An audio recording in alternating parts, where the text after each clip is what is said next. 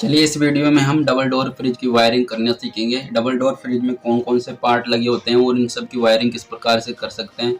तो double door fridge में जो मेन लीड से फेज की सप्लाई आती है और न्यूट्रल की सप्लाई आती है, तो जो हमारी न्यूट्रल की सप्लाई है, जो डबल डोर फ्रिज में सभी उपकरण लगे हुए हैं उनके एक एक पॉइंट में डायरेक्ट दे देते हैं। तो जो हमारी न्यूट्रल की सप्लाई है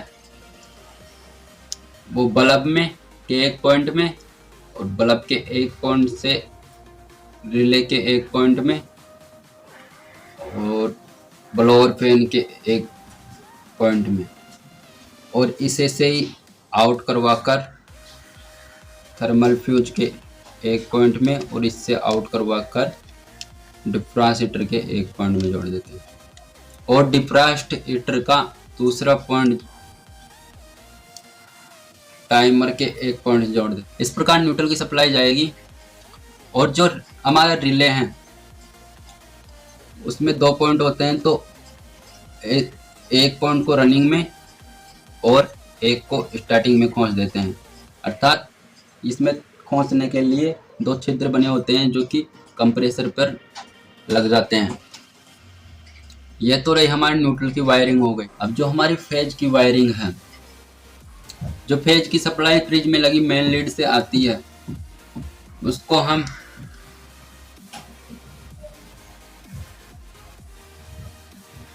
टाइमर के 3 नंबर में लेके जाते हैं। टाइमर में जो 4 नंबर की पिन या पॉइंट होता है वह कूलिंग मोड के लिए होता है। तो हम 4 नंबर से फेज की सप्लाई आउट करवाते हैं।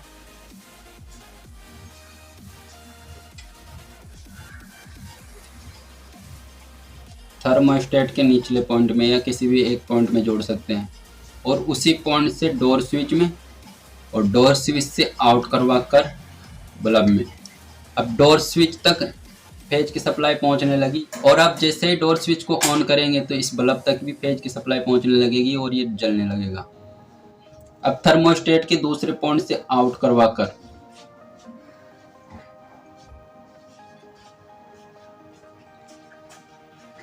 OLP यानी ओवरलोड प्रोटेक्टर में लेके जाते हैं और इससे आउट करवा कर कॉमन में दे देते हैं। इस प्रकार कंप्रेसर तक न्यूट्रल और फेज की सप्लाई पहुंचने लगी। ये चालू हो जाएगा, ऑन हो जाएगा और कूलिंग करने लगेगा। अब इस अवस्था में पूरे फ्रिज में कूलिंग पहुंचाने के लिए हमें ब्लोअर फैन को भी चलाना पड़ेगा, इसलिए इसको भी जहां से सुविधा हो वहां से फेज की सप्लाई दे देते हैं, जो कि थर्मोस्टेट से आउट होने के बाद देते हैं।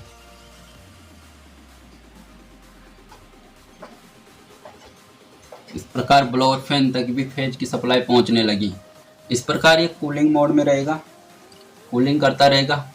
अब जैसे ये कूलिंग करता रहता है तो कूलिंग कॉइल पर बर्फ जमने लगती है। उसी बर्फ को पिघलाने के लिए इसे 10 या 8 घंटे में हीटिंग मोड में लाना पड़ता है, अर्थात हीटर को ऑन करवाना पड़ता है, जो कि ये टाइमर ऑटोमेटिकली कर देता है।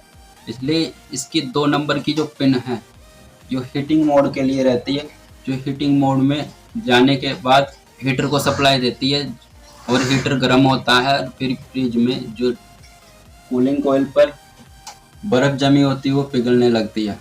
तो 2 नंबर से हम आउट करवा कर बायोमेट्रिक थर्मोस्टेट है ये, क्योंकि हीटिंग को कंट्रोल करता है, और इससे आउट करवा कर इस हीटर को दे देंगे।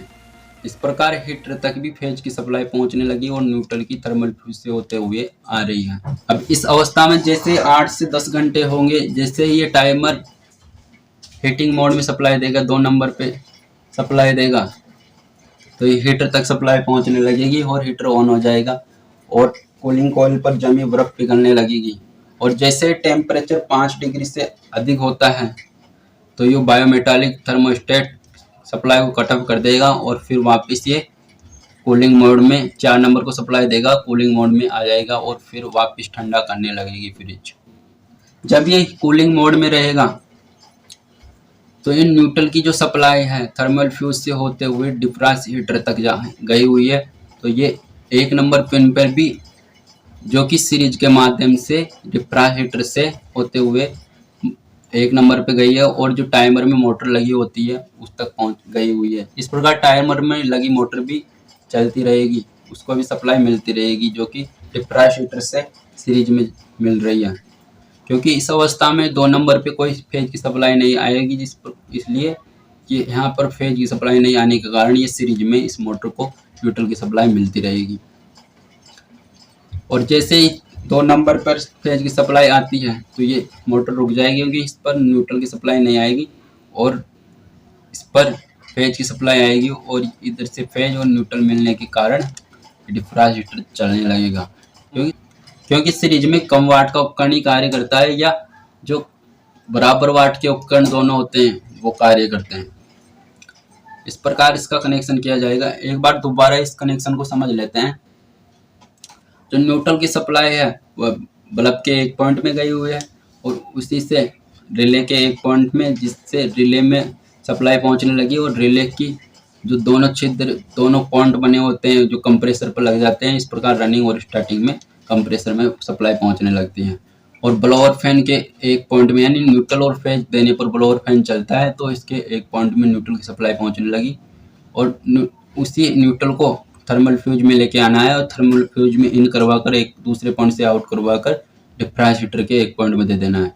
और डिफ्रास्ट्रेटर से आउट करवाकर जो कि टाइमर की 1 नंबर की पिन है उसमें दे देना है। इस प्रकार टाइमर तक की मोटर तक न्यूट्रल की सप्लाई पहुंचने लगी और डिफ्रास्ट्रेटर तक भी न्यूट्रल की सप्लाई पहुंचने लगी।